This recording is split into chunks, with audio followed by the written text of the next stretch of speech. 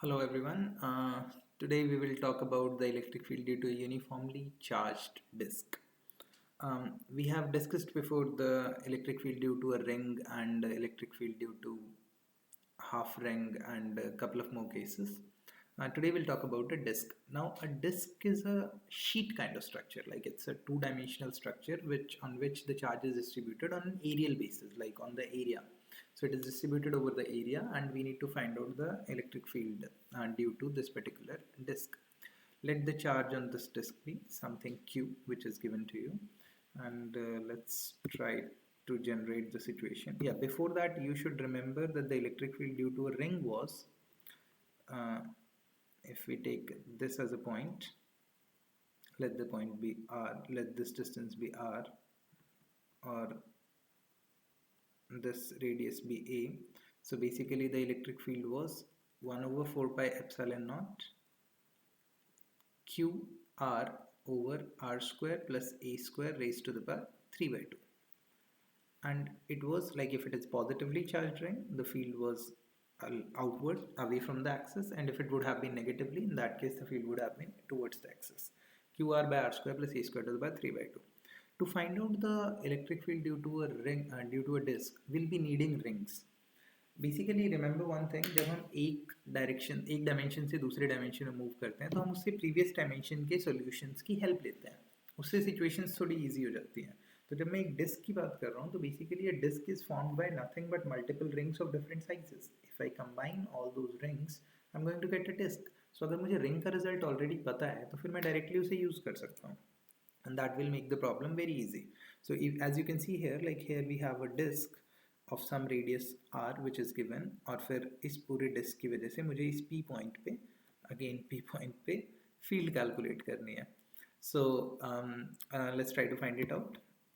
So let's assume like this is the disk we are talking about. I'll show you two views of the disk, one the frontal view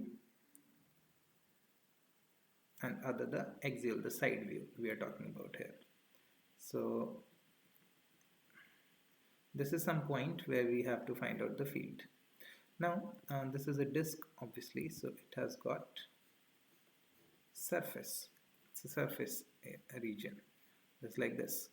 The disk has got a radius, let's assume it to be some capital R,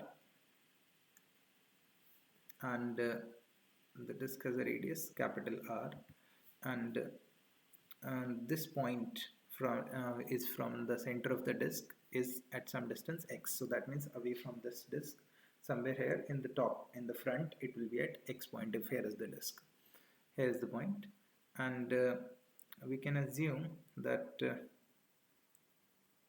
okay, now let's say the charge on the disk be capital Q. That means this capital Q charge is distributed over the surface area, or I can say that Q over pi r square is nothing but sigma. So I can also treat it as sigma into pi r square as the area of that disk. Now what I'll do, I will simply strip out small rings from this disk. So let us assume I am taking out a ring, or like I'm considering a ring with a very small thickness and radius. Let the radius be small r, and the thickness of the disk, or thickness of the ring which I have considered, let it be like this disk. This is the ring, this is the thickness, let it be dr. This is the thickness of the ring. Basically किया क्या कि ये जो एक particular, इसके अंदर से मैंने एक स्ट्रिप काट ली और मैंने एक छोटी सी रिंग काट ली जिसकी कुछ हल्की सी थिकनेस है और रेडियस है small R. This is the radius और इसकी जो थिकनेस है that is D R. Okay, अब अगर पूरी डिस्क पे चार्ज Q है तो इस पे कितना चार्ज होगा? लेट्स अज्यूम, फिलहाल के लिए मान लेते हैं कि इस पे जो चार्ज होगा वो होगा dq. बट ये dq होगा कितना? तो can I say that will be q divided by pi R square which is sigma, nothing but into इसका एरिया, जो भी एरिया ये कवर कर रहा है, into area, let the area be dA.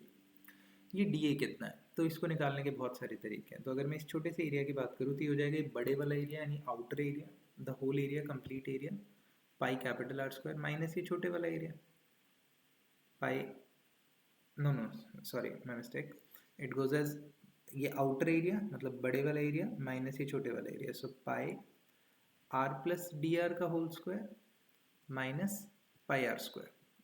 This will be the area of the strip region जो कि यहाँ पे शेडेड है, जो कि कटा हुआ है.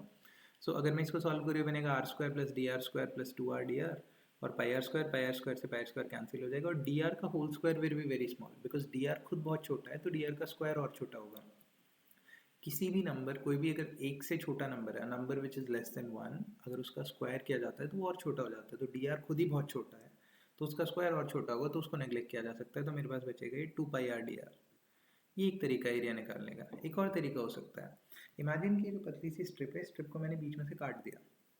तो अगर मैं स्ट्रिप को बीच में से काटूंगा तो मेरे पास एक ऐसे लेंथी स्ट्रिप बन जाएगी, मतलब एक ऐसे ये स्ट्रिप, इसको मैंने काटा और काटने के बाद ऐसे खोल दिया. तो जब इसको खोला तो इसकी जो लेंथ होगी वो लेंथ कितनी होगी, that is equal to 2 pi R which is the circumference of the ring.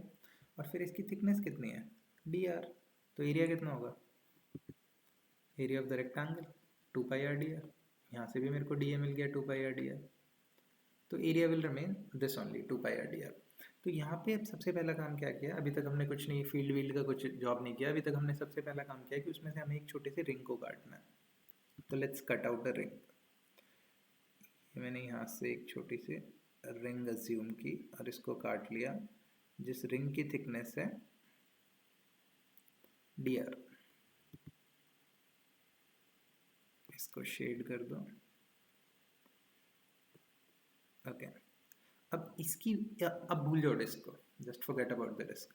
Disc का रेडियस आर है और रिंग का रेडियस आर है, स्मॉल आर, और थिकनेस डी आर है.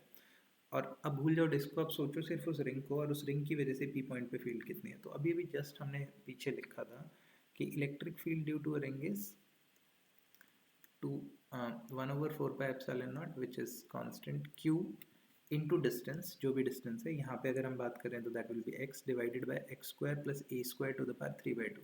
a जहाँ पे रेडियस होता था. तो इस छोटी सी रिंग की वजह से इस p पॉइंट पे जो फील्ड होगी that will B dE and that will be equal to 1/4πε0 dq which is nothing but sigma into sigma is q by pi r square into dA which is 2 pi r dr. This is dq divided by the x square plus a square to the power 3/2 मतलब distance x radius r. तो x square plus r square raised to the power 3/2. Okay fine, sorry my mistake. 1/4πε0 dq into x. This distance will also be multiplied with that.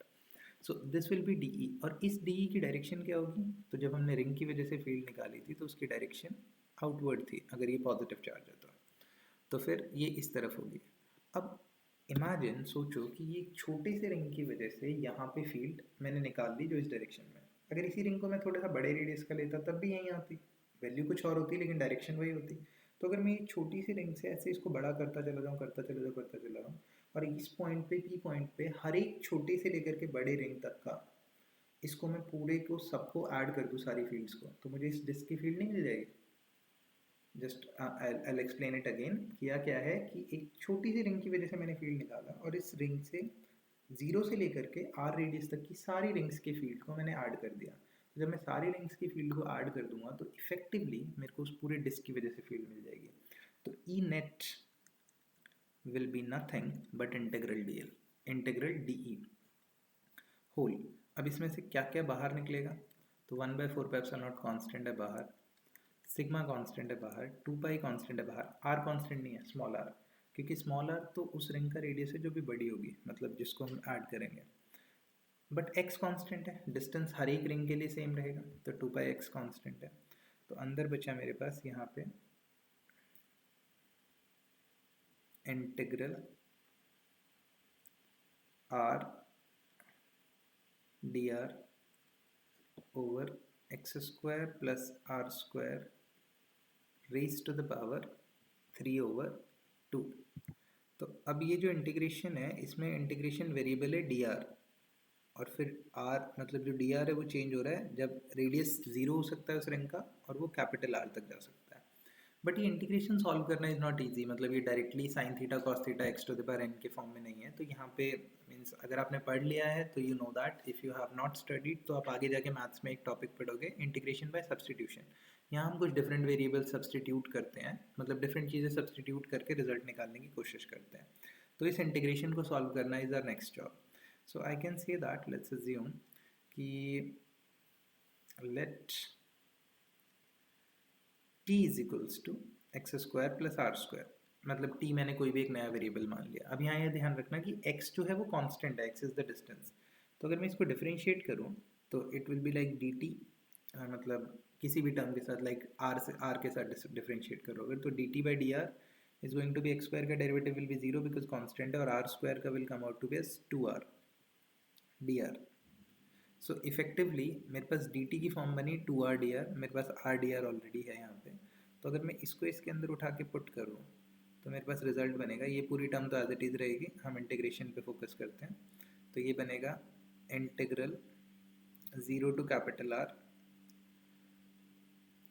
R dr will be dt by 2, so that means as it is dt divided by 2, और फिर X square plus R square to the power 3 by 2 को X square plus R square को t माना हुआ है, तो ये बनेगा t raise to the power 3 by 2।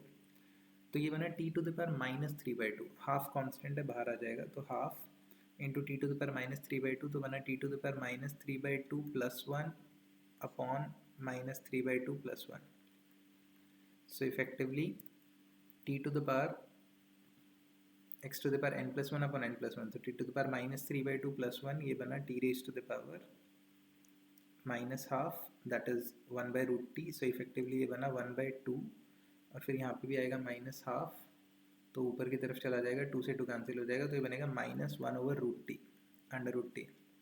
This is the result. T की वैल्यू मुझे पता है X square plus R square, तो पुट कर दो, तो मेरे पास डी ई यानी कि ई कैलकुलेट होके आएगा, lack of space, E calculate होके आएगा somewhere here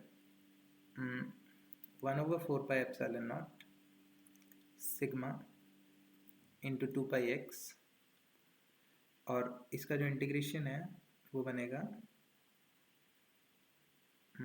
minus 1 over root T यानी कि root X square plus R square, X square plus R square, और लिमिट है 0 टू कैपिटल आर। तो जब मैं इसको पुट करूँगा तो इफेक्टिवली एक बार जीरो टर्म बनेगी यहाँ पे नीचे, तो बनेगा माइनस 1 बाई एक्स स्क्वायर, दूसरी बार आर टर्म बनेगी तो फिर वो बनेगा X square plus R square, दोनों को सॉल्व कर दो तो फिर उसके बाद आपके पास रिजल्ट आ जाएगा इलेक्ट्रिक फील्ड की वैल्यू शीट की वजह से कितनी होती है। अदर थिंग, एक और चीज़ यहाँ पे ध्यान रखना, अगर मैं कैपिटल आर को इनफाइनाइट टेंड करवा दूँ, मतलब capital R tending to infinity, तो अगर capital R tending to infinity हो जाएगा तो इस केस में ये टर्म सिर्फ और सिर्फ एक्स बच जाएगी, और जब ये टर्म सिर्फ और सिर्फ एक्स बच जाएगी तो ये जो मेरे पास रिजल्ट है ये चेंज होकर सिर्फ कन्वर्ट हो जाएगा सिग्मा बाय, अगर आर टेंडिंग टू इन्फिनिटी है तो मेरे पास ई की वैल्यू रह जाएगी सिग्मा बाय 2 एप्सिलॉन नॉट। कैसे बचाइए, समझो इसको। अगर आर टेंडिंग टू इन्फिनिटी हो जाएगा तो फिर एक बार मैं पुट करूँगा इन्फिनिटी यहाँ पे, तो ये टर्म बन जाएगी 1 बाई इन्फिनिटी 0, एक बार पुट करूँगा 0, तो जब 0 पुट करूँगा तो यहाँ बचेगा 1 बाई एक्स, इस एक्स से एक्स कैंसिल हो जाएगा, सिग्मा इंटू 2 पाई, यहाँ पे 4 पाई एप्सिलॉन नॉट है, 2 से 2 कैंसिल, पाई से पाई कैंसिल, मतलब यहाँ पे 2 बच जाएगा, तो फिर ये बचेगा sigma by 2 epsilon not. This is the electric field. अगर मेरे पास एक शीट है जिसका रेडियस कैपिटल आर है, मतलब जो एक इनफाइनाइट लार्ज शीट है, इनफाइनाइट शीट, और अगर शीट का रेडियस कैपिटल आर है तो फिर आप आर पुट करो लिमिट के अंदर, आपके पास ये रिजल्ट आ जाएगा। This is the case, this is the electric field due to a finite sheet of radius capital R. Yeah, if I move the page it will be all gone. This is one bad thing about PowerPoint. So yeah, this will be the electric field due to a sheet. If the sheet tends to infinity, in that case the field reduces to sigma by 2 epsilon naught, और ये एक बहुत important result है, ये ज़्यादा use होता है इसके रिस्पेक्ट में। Okay, I could have solved it here, sorry. So electric field due to an infinite sheet, a sheet which is infinite, क्योंकि इसका shape matter नहीं करता, is nothing but sigma over 2 epsilon naught. Charged like एक surface पे इस तरफ charge हो तो उस टाइम पे उसकी field sigma by 2 epsilon not है। ये सारे रिजल्ट्स पता है we will also solve using a different theory, using a different law, but we should learn the fundamentals की, फंडामेंटल्स यानी फंडामेंटल मैथमेटिक्स का यूज़ करके भी इनको सॉल्व किया जा सकता है। Anyway, this was the result for electric field due to